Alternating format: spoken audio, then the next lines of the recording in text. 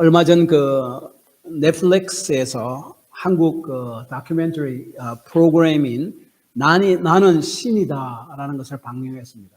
저는 단원본에 보지 않았지만은 우리는 그 앞부분을 보았습니다. 거기에 보니까 3명의 사이비 종교 교주 이야기를 다루고 있었습니다. 모두 다 기독교를 사칭한 이단들이고 또 사이비였습니다. 성경을 가르친다고 하면서 교주는 자신이 하나님임을 은근히 드러내고, 사람들은 그 교주가 바로 어쩌면 하나님이 보내신, 어쩌면 또 하나님의 화신일 줄 모른다라고 생각해서 그를 정말로 열심을 다해서 따르고 있었습니다. 사실은 그 따르는 신도들은 사실 광신도였습니다. 제가 이 다큐멘터리를 보고 난 후에 든 생각이 뭔가 하면은, 기독교 사칭 이단 사이비와 바른 기독교를 구분 못하는, 믿지 않는 사람들이 대부분일 텐데, 그들이 참 이것 때문에 교회에 대해서 부정적인 생각을 가지고 교회 예수를 믿는 데 방해되면 어찌하나라고 생각한 것은 사실은 별로 없었습니다. 그것이 문제가 아니라 제가 그것을 보고 난 이후에 생각이 든 것이 뭔가 하면은, 이 다큐멘터리를 보고 난 사람들 중, 특별히 기독교인들 중에서 헌신을 좀 두려워하는, 하게 되는 그런 사람들이 참 많겠구나. 사단이 그런 역할들을 이러한 것들을 통해서 그렇게 하겠구나 하는 생각을 했습니다. 그래서 거기에 나타낸 사람들을 보면은 정말로 헌신한 이런 사람들이잖아요. 그런데 결과는 엉뚱한 사람을 습기고 있었어요. 그래서 이제 사람들이 생각하기를 적당히 믿고 예수님을 따르는데도 너무 바짝 따르지 말고 적당히 거리를 두고 따라야지만이 참 이런 어처구니 없는 일들을 당하지 않겠구나 하는 사람들이 생각을 하겠구나 하는 그런 생각을 해서 마음이 참 아팠습니다.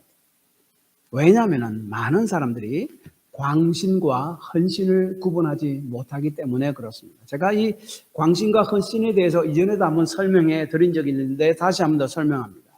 광신은 자기 힘으로 무엇을 해서 하나님께 인정받으려고 하는 그런 마음가짐, 행동들을 말합니다. 예를 들어서 구약 갈멜산에서 하나님을 섬기는 엘리야와 바알신을 섬기는 바알 제사장들 간에 누가 참신인지 그것을 놓고 대결을 벌이는 사건이 있습니다.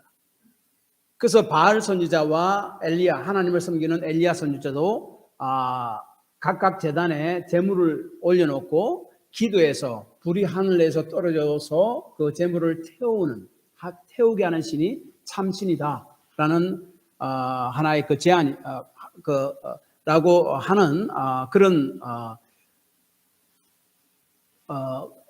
경쟁을 했습니다. 대결을 벌였습니다.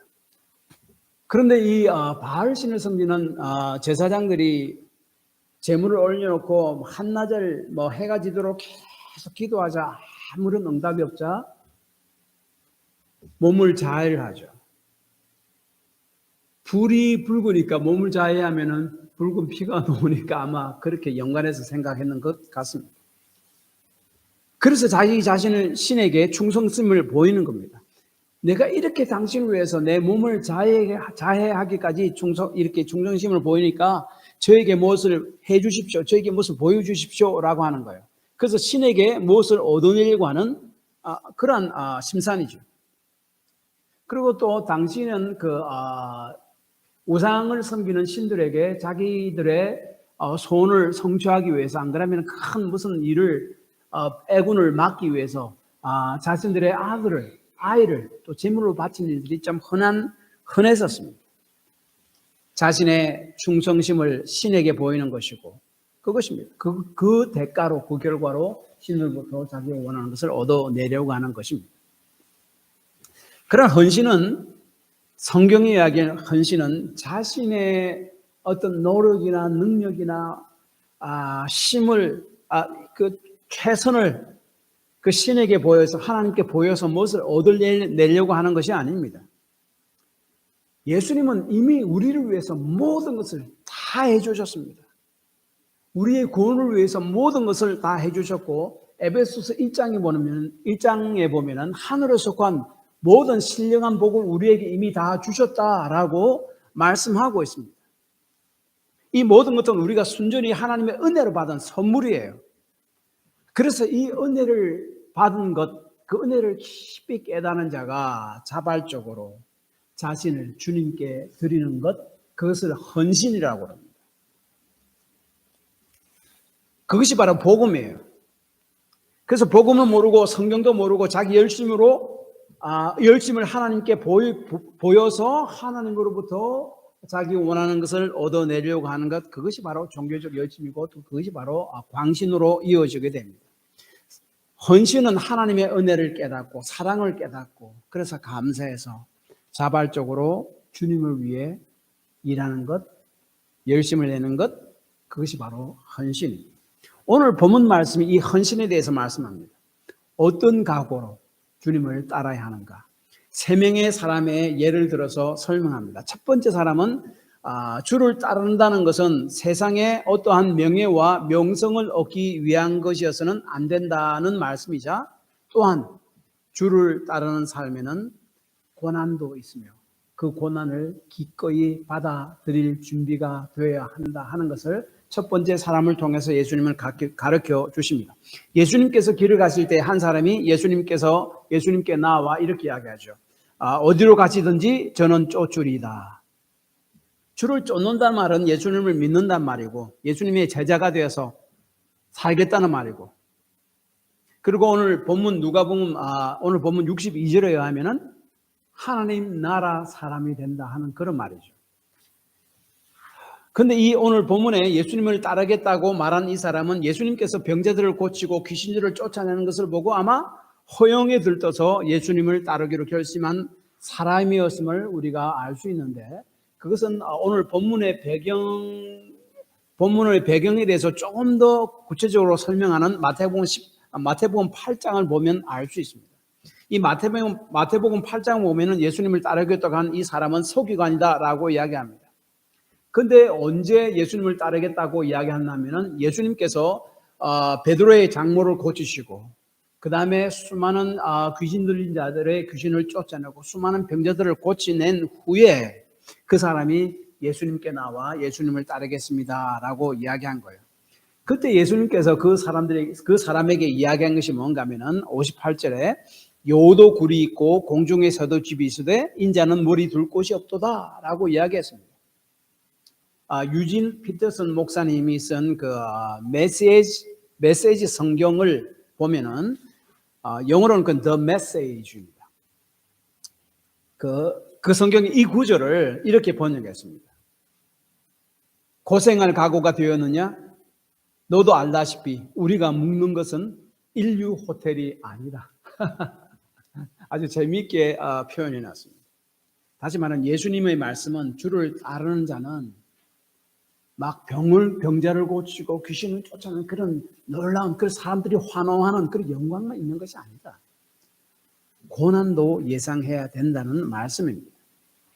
다른 말로 하려면 예수를 믿어 예수님을 쫓는 것이란 그때 기도의 응답의 역사도 일어나고 기적도 일어날 것이지만은 이 땅에서 예수를 쫓아가는 삶에는 항상 그런 것만 일어나는 것이 아니다라고 미리 말씀하신 것이랍니다. 왜 그렇습니까? 예수님이 복음을 전하고 예수님의 복음을 믿음으로 통해서 이제 하나님 나라가 이 땅에서 시작이 됩니다. 하나님 나라가 뭡니까? 하나님이 다스리는 영역을 이야기하잖아요. 하나님 나라는 하나님이 다스리는 영역입니다.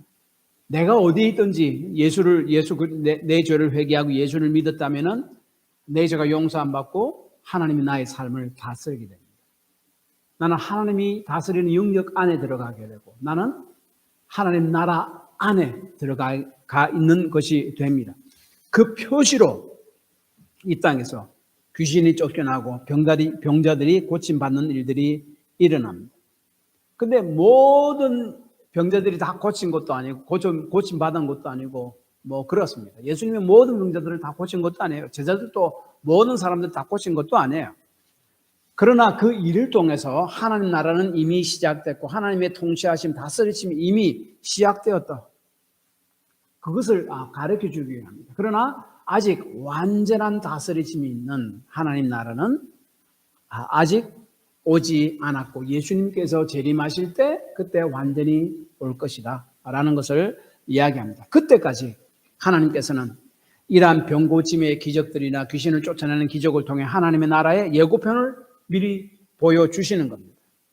맛보기를 미리 보여주시는 것입니다. 이를 통해서 이 너머에는 이제 장차 하나님의 완전한 다스리심의 나라가 있구나 하는 것을 우리에게 가르쳐 주기 위함이고 그 소망을 가지고 그 믿음을 붙들고 살아가게 하기 위함입니다. 그러므로 하나님께서 변치 않고 예수를 믿는 우리 삶을 다스리시고 인도하시지만 아직은 하나님 나라가 완전하게 임하지 않았기 때문에 이 땅에서 예수를 믿고 따르는 일에는 그래 기적도 일어나고 참 기도 응답도 일어나고 그렇게도 하지만은 또한 동시에 고난도 당하게 된다는 것을 우리는 기억하고 알아야만 한다는 거예요. 그래서 그때라도 하나님이 왜 이랬습니까? 라고 할 것이 아니라 이거 내가 이미 예상하고 있었다라고 생각하고 낭망치 않고 주를 따를 수 있는 자가 되어야 된다라고 하신 말씀입니다. 사도행전 14장을 보면은 바울인 루스드라라는 곳에서 가서 나면서 안진병이 된 자를 고십니다. 그러한 기적을 하나님을 모르는 그 이방 동네에 가서 행했으니까 얼마나 사람들이 놀라워했겠습니까? 그래서 수많은 사람들이 모여들었고 그들에게 예수님에 대해서 그리고 예수님의 복음을 전했습니다. 그런데 바울이 막 다니면서 예수님의 복음을 전하는 것을 싫어하던 유대인들이 바울을 계속적으로 따라다녔습니다. 그때 거기서 그 바울을 발견하고 바울을 잡아서 돌로 쳐서 죽였습니다. 그래서 바울은 죽었다고 생각해서 그 루스드라 그 성 바깥으로 내버렸습니다. 그런데 그 다음날 바울이 다시 살아났습니다. 그런데 이 바울이 다시 살아났는데 깨어나서 어떻게 했는 줄 아십니까? 자기가 그만큼 그 죽을 고비를 넘겼던 자기를 죽이려고 했던 그 사람들이 있는 그 루스드라 성 그리고 그 주변 성으로 다시 들어갑니다. 들어가서 뭐라고 이야기하는가 하면은 제자들의 마음을 굳게 하여 이 믿음에 머물러 있으라 권하고 또 우리가 하나님 나라에 들어가려면 많은 환난을 겪어야 할 것이다. 그래서 주님을 따르는 제자는 주를 따를 때 기적도 일어나지만 고난도 동시에 일어난다는 것을 인식하고 고난이 찾아올 때 그것을 이상하게 생각하지 말고 그때 믿음이 그것 때문에 흔들리지 말고 계속적으로 믿음으로 나아가야 한다. 이것이 예수님을 따르는 자가 각오해야 하는 마음 자세다 하는 것을 첫째 사람을 통해서 말씀합니다. C.S. 루이스는 순전한 기독교라는 책에서 이렇게 이야기했습니다. 인생의 배가 침몰하여도 두려워하지 말라. 그분은 우리가 이해할 수 없는 일을 허락하신다. 그분은 우리의 계획이나 논리에 따라 역사하지 않는다. 하지만 예수님이 하나님이시라면 우리가 이해할 수 없는 일을 허락하시는 데는 그럴 만한 이유가 있기 때문입니다. 그렇잖아요. 하나님의 인도하심을 굳건히 믿는 것. 그것을 지금 이야기하고 있습니다. 그래서 예수 믿고 따르는 사람의 삶에는 하나님의 기적들도 일어나지만 동시에 고난들도 일어난다는 거죠. 그때 그것을 이상하게 생각하지 말고 그것 때문에 믿음에 흔들리지 말고 끝까지 주님을 신뢰하고 따르는 삶이 필요하다. 그것이 바로 첫째 사람을 통해서 하신 말씀입니다. 두 번째 사람, 부친을 장사하게 하소서라고 이야기합니다. 예수님이 두 번째 사람을 불렀어요.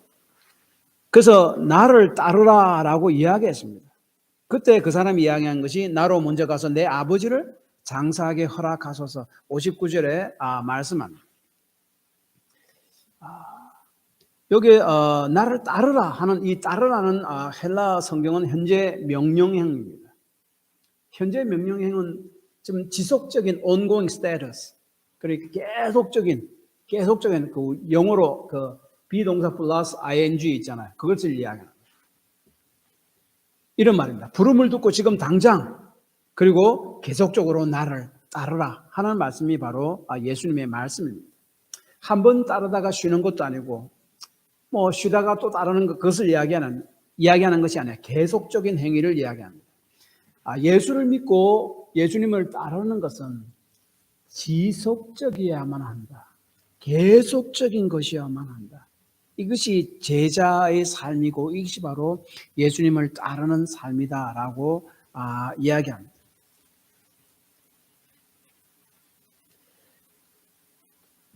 그러자 이 사람은 이렇게 이야기하죠. 나로 먼저 가서 내 부친을 장사하게 허락하옵소서. 유대인에게 있어서 자기 부친을 장사하는 사람, 그 당시 또한 그 팔레스타인 그 지방에 사는 사람들에게 있어서 부모를 장사하는 일은 굉장히 경건한 행위였습니다. 그래서 부모를 장사하는 일은요, 다른 어떠한 행위보다 더욱더 중요하고 아들의 최고의 책임이었고 최고의 종교적 의무였습니다. 그리고 하나님께서 우리에게 주신 십계명에도 뭡니까? 내 부모를 공경하라라고 이야기하고 있잖아요. 이러한 명령을 저버리는 것은 바로 하나님 명령을 저버리는 것이죠. 근데 예수님이 뭡니까? 나로 먼저 내 부친을 장사하게 허락하소서 하는데 그걸 하지 못하게 합니다. 예수님께서 그 부모의 장로도 하지 못하도록 막으시는 것입니까? 아닙니다. 이 사람이 한 말은 자신의 아버지가 아직 돌아가시지 않았는데 지금 나이도 많아서 오래 사실 수 없으니 아버지와 함께 살다가 돌아가신 후에 언제 죽을 줄 모릅니다. 언제 돌아가실 줄 모릅니다. 주님을 따르겠다고 쫓겠다고 한 말이에요. 그것이 언제일지도 모르고 몇 년이 걸릴지는 모르는 일입니다. 그때 예수님께서 50절에 죽은 자들로 장사하게 하고 너는 가서 하나님 나라를 전파하라. 여기서 이야기하는 것은 복음을 전하는 것이, 예수님을 따르는 것이 이 세상의 어떤 것보다도 더 중요하고 최우선, priority라고 그러죠. 예, 두는 것이 예수님을 따르고 쫓는 삶이다라고 이야기합니다. 여기 죽은 자라는 것은 예수를 믿지 않아 영적으로 죽은 자들을 이야기합니다. 아버지를 돌보는 이는 그들에게 맡기고 너는 지금 내가 지금 부른다. 그러면 지금 나의 부르심에 응답해서 나를 따르라. 그것이 바로 내가 할 일인 거죠. 여기서 예수님의 의도는 예수를 믿고 예수님의 부르심을 받고 그리고 그 순종하며 따르는 일이 이 세상에서 가장 경건한 어떠한 행위보다 가장 고상한 종교적 어떠한 의무보다 더 우선적인 것이 되어야 함을 예수님께서 말씀하신 겁니다. 전도를 하다 보면 많은 사람들이 이렇게 이야기합니다. 나중에 믿겠습니다. 제 지금 사정이 굉장히 힘든데 사정이 좀 나아지면은 그때 제가 믿겠습니다. 그러나 지금은 아닙니다. 근데 이렇게 생각하다 보면요, 사정이 결코 나아지지 않습니다. 그렇잖아요. 이것이 좀 나아졌다 싶으면 다른 사정이 또 생기고 맙니다. 그래서 주를 따르는 것은 죽을 때까지 할 수 없게 되는 거예요. 지금 결단을 내리고 행해야 되는 것이죠.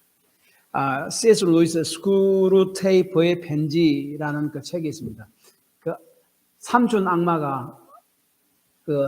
악마가 자기 조카 악마에게 어떻게 예수 믿는 사람들을 타락에 빠지게 하는가 하는 것을 이렇게 조언해주는 그런 편지 형식으로 쓴 책입니다.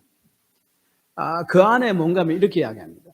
일어나지 않는 미래의 성도들로 하여금 매달리게 함으로 두려움을 그 속에 심고 현재를 살지 못하게 만들어라 라고 이야기합니다. 미래에 대한 걱정으로 가득합니다. 그래서 현재 내가 해야 할 일, 부르심도 다 뒷전입니다. 미룹니다. 그러나 믿음과 주를 따르는 일은 미래의 일이 아니라 현재의 일임을 기억해야 합니다. 영국의 어떤 신사는 일주일에 한 번씩 도서관에 가서 책을 읽는 습관이 있었습니다. 어느 날 신사는 도서관에 가서 책을 고르는데 아주 좋은 신앙 서적이 눈에 띄었습니다. 그리고 신사의 마음속에 하나님은 어떤 분일까? 그와 나는 어떤 관계가 있을까? 내가 하나님을 믿는다는 것이 뭔가? 그런 생각이 들어서 그 책을 집어 들려고 그렇게 마음을 먹었습니다. 근데 그 속에 사탄이 찾아와서 그런 골치 아픈 생각을 지금 못해. 곧 이제 점심시간인데 점심시간이 끝나가는데 쓸데없는 걱정들, 쓸데없는 생각, 골치 아픈 생각을 하지 말고 점심이나 먹어. 그때 그 신사는 방금 전에 떠올랐던 하나님에 대한 호기심을 누르고 식당에서 밥을 먹었습니다. 점심을 먹는 중에 또다시 하나님에 대한 생각이 떠올랐습니다. 또 사탄이 이렇게 속에서 이야기했습니다. 밥 먹는데 소환되게 뭘 그렇게 골똘히 생각해. 우선 밥이나 먹고 생각하래. 식사 후로 미뤘습니다. 식사를 끝내고 다시 하나님에 대해서 생각을 하려고 하는데 사탄이 또 이렇게 합니다. 그런 생각은 지금 좀 한가할 때 생각해도 되지 않아? 오늘은 집에 가서 할 일도 많으니 다른 날 좀 한가할 때 생각해. 결국 신사는 하나님에 대한 아무런 지식도 얻지 못한 채 하루를 다 끝내고 말았다 하는 겁니다. 그때 사탄은 집으로 돌아가고 있는 신사의 뒷모습을 보면서 미소를 짓고 있었다 하는 거예요. 사탄의 강력한 무기는 사람들로 하여금 나중에 하자는 마음을 품게 하는 거죠. 특별히 예수님을 따르는 것도 마찬가지입니다. 그래서 고린도서 6장 이제는 보라 지금은 은혜 받을 만한 때요. 보라 지금은 구원의 날이다. 지금 하나님께서 여러분 속에 마음의 감동을 주시면은 그것을 하나님의 감동인가 한번 더 확인하고 지금 따르는 것입니다. 그것이 바로 복이라고 이야기했고 그것이 바로 예수님이 원하는 것입니다. 그래서 이 두 번째 사람에게 예수님이 말씀하는 것은 이것입니다. 지금 당장 나를 따르라. 그리고 계속적으로 나를 따르라. 지금 그렇게 하지 않는다면 너는 결코 나를 따르지 못하게 될 것이다. 계속적으로 내일로 미룬 그 사단이 주는 습관 때문에 그렇습니다. 세 번째 사람. 예수님께서 나를 쫓으라고 이야기했을 때에 61절에 보면은 주요 내가 주를 따르겠나이다마는 지금 따른다라고 따를 겁니다라고 이야기합니다. 나로 먼저 내 가족을 작별하게 허락하소서. 유진 피터슨은 그 메시지라는 성경에서 이렇게 번역했습니다. 저는 주님을 따라갈 준비가 되었습니다. 하지만 먼저 집에 정리할 일이 있으니 허락해 주십시오. 구약 열왕기상 19장에 보면은 엘리야 선지자가 농사를 짓고 있던 엘리사를 자기 자신의 후계자로 지목해서 하나님께서 그렇게 하라고 했었죠. 엘리사를 부릅니다. 그때 엘리사는 이 세 번째 사람과 똑같은 말을 하죠. 부모와 작별할 시간을 좀 달라고 합니다.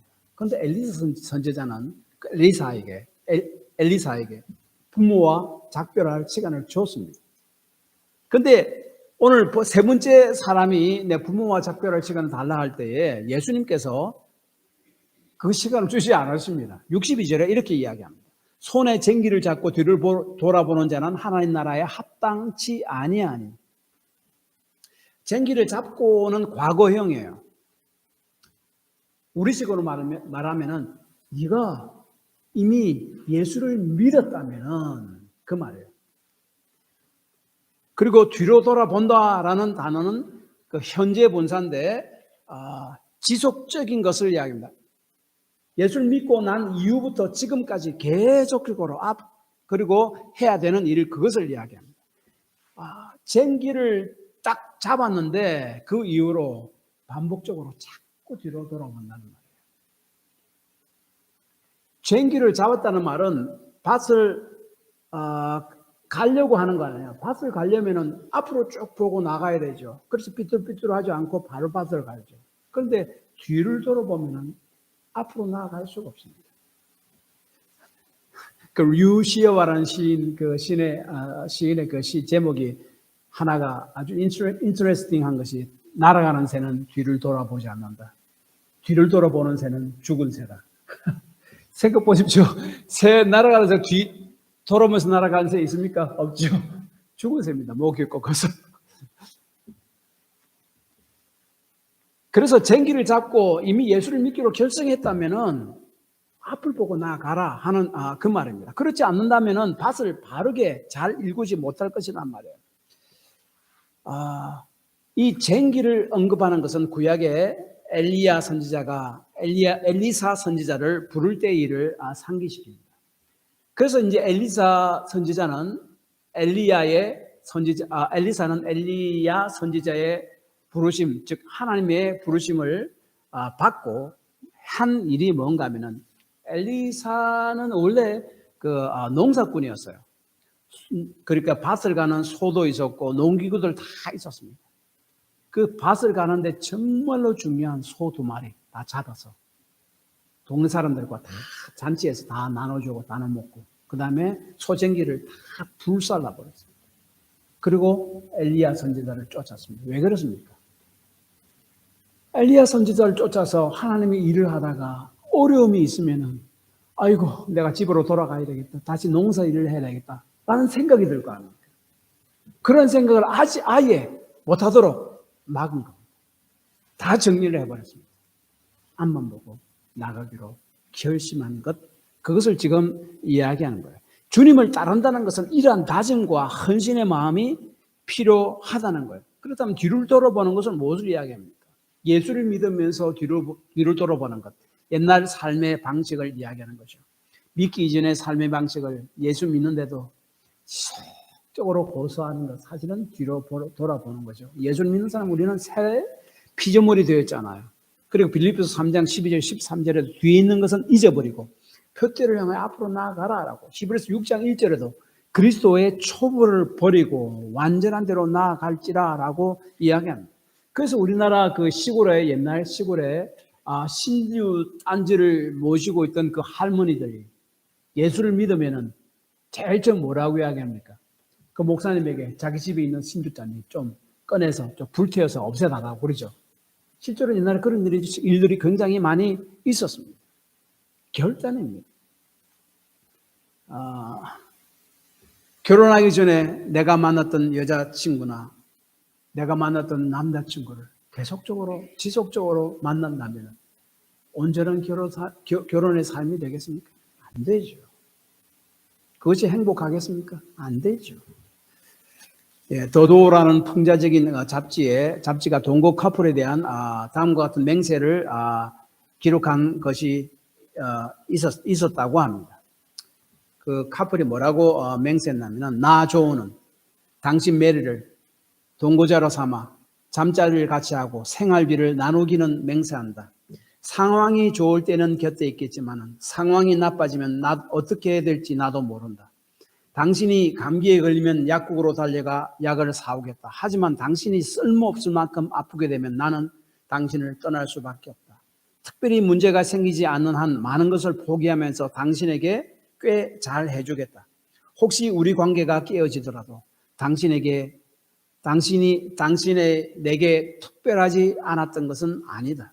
이 조건이 충족되는 한 당신과 함께 살기를 맹세한다. 이러한 결혼 생활이 행복하겠습니까? 제대로 잘 돼가겠습니까? 하나님과 예수님을 따르는 우리와 주님과의 관계도 마찬가지가 아니겠습니까? 선택은 신중하게 해야 합니다. 그래서 예수님께서 누가복음에 예수를 믿을 때에 망대를 짓겠다고 계획하는 자가 그 비용이 얼마 들지 미리 다 계산해서 망대를 지으려고 하지 않겠는가? 안 그러면 중간에 망대를 짓다가 중단되지 않겠는가? 그리고 전쟁을 하려고 하는 그 임금이 상대 적군의 군사들이 얼마인가 계산해보고 도저히 그들을 이길 수 없으면 평화적으로 조약을 맺으려고 하지 않겠는가? 그 계산이잖아요. 그러므로 예수 믿는 것도 마찬가지다. 무조건 믿으려 하지 말고 이것이 너의 삶에, 영원한 삶에 정말로 유익이 되겠는가 깊이 생각하고 숙고하고 결정해라. 그 다음에 오늘 본문 말씀이에요. 그랬다면 뒤를 돌아보지 마. 결정했다면 앞으로 나아가. 그래서 제가 이런 글들을 한번 찾아봤는데 그 장애를 가진 사람들이 좀 제법 많이 있다고 그러더라고요. 무엇을 결정할까 하지 말까. 그것은 여러 가지 뭐 신경학적인 그 이유도 있고 자라면서 자기가 겪었던 경험 때문에 그런 것도 있고 또 그 중에 하나도 또 굉장히 중요한 요소가 두려움이라고 해요. 내가 이 결정을 해서 하고 나서 내가 잘못된 결정을 했으면 어떡할까. 이 결정을 했는데 내 주위 사람이 나를 막 이렇게 우습고 보고 비난하면 어떻게 할까? 이 결정을 했는데 이것이 나에게 유익이 되지 못하고 결국 해가 되면 어떡할까? 그런 두려움 때문에 결정을 하지 못한다요. 그렇지만 여러 사람들을 이렇게 에서 조언도 듣고 심사숙고하고 한 다음에 결정을 내려야 하고 결정을 내린 다음에 그 다음에도 또 결정을 내렸는데도 또 뒤돌아보는 사람이 있어요. 아이고, 이거 내가 그렇게 결정했어야 됐나? 자꾸 그래서 이렇게 어떻게 앞으로 나아가지 못하는 사람이.